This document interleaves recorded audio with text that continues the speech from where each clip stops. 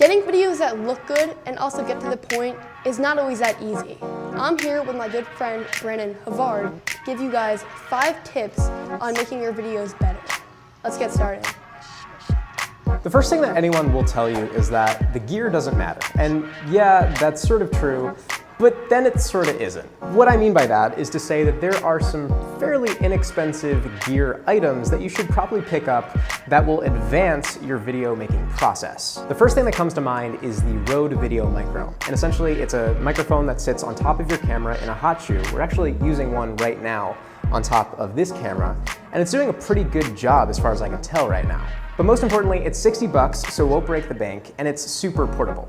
One thing that I swear by is this small LED light. At about 30 bucks, this can do wonders for your footage.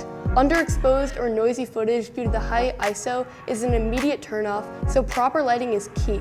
Another thing that is always overlooked is writing a script. Getting rid of those ums and other pauses in your speech is really essential to making your video good. I wholeheartedly stand by this too. Scripting is really important. And even if you can't script the whole entire thing, at least make bullet points. It keeps you on topic, and it makes sure that your points are concise.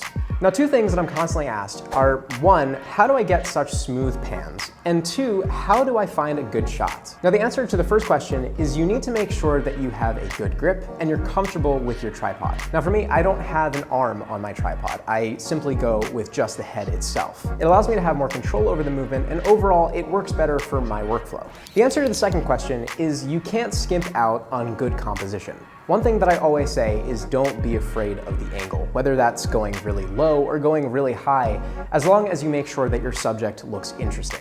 This is another thing that is often forgotten, but it's something as simple as just adding props to your video. You can take something that looks like this to this.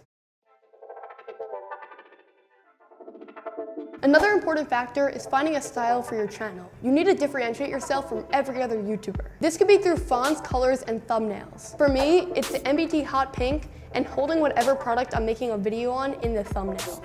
I could not agree more. Marketing on YouTube is essential. It's what allows you to stand out from the rest of the crowd. Now, the overarching element is that you need to have a style. And personally, my style has changed many times throughout the years, trying out different things, seeing what works. I think a good starting place is finding a logo. For me, I've been using a pretty specific aspect ratio that sort of defines my channel. So therefore, I use that aspect ratio as my logo. In terms of fonts, I tend to stick with Roboto, more specifically Roboto Condensed in the bold family. And as you can probably tell, I tend to stick in a more monochrome color palette scheme. Color palette scheme? Is that a thing? That's a thing. Let's say that's a thing. Now, obviously, never stop experimenting. It's all what works for you and what defines you as your own channel. Another thing that is really overlooked is post-production. You never want to depend on post-production to fix your mistakes while you're on the shoot. Instead, you want to depend on it to add a little flair to your shot. Take it from something that's great to amazing. For me, that's shooting in a really flat profile so that I can adjust the colors and exposure and everything after the fact. With a little adjustment to the saturation and the built-in color tab in Final Cut Pro X, I can take a shot that looks like this to a shot that looks like this. So the tip here is obviously don't skimp on post-editing, but you want to make sure that on the shoot, you have a good enough shot that if you couldn't post-edit, it would still be fine. On my end, again, I stick with a darker approach. I don't really use all too many effects. I tend to go with stock effects if I go for any. Something like the Bad TV stock Final Cut Pro effect mixed with something else to give it a unique vibe. The overall goal is to make everything look classy and simple without overdoing anything. Anyways, that's all for me. Thank you all for watching, and I'll pass it over to Jacqueline. And just building on that, never stop trying to find your own style. Thank you guys all so much for watching this video. And make sure to subscribe to both of our channels.